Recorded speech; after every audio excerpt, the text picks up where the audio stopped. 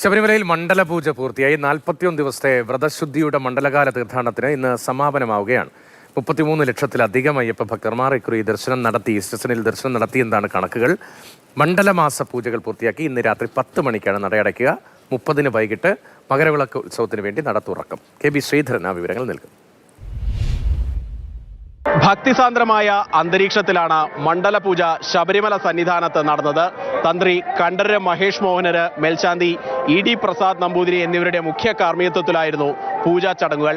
വിശേഷാൽ കളഭാഭിഷേകം, കലശാഭിഷേകം എന്നിവയൊക്കെ ഉണ്ടായിരുന്നു. ഏതായാലും നിരവധി ഭക്തരാണ് മണ്ഡലപൂജയിൽ പങ്കുകൊള്ളുന്നതിന് വേണ്ടി സന്നിധാനത്തേക്ക് എത്തിയത്.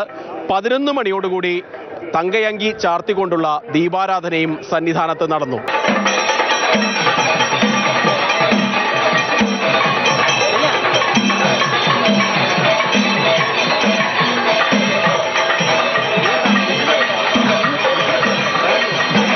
ഇന്ന് രാത്രി ഹരിവരാസനം പാടി നടയടക്കുന്നതോടുകൂടി മണ്ഡലകാല തീർത്ഥാടനത്തിന് സമാപനമാകും.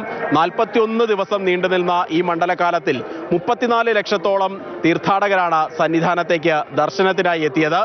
ഏതായാലും 30-ാം തീയതി വൈകിട്ടാണ് വീണ്ടും നട തുറക്കുക. മകരവിളക്ക് ഉത്സവത്തിനായി ജനുവരി 14-ാം തീയതിയാണ് മകരവിളക്ക് നടക്കുന്നത്.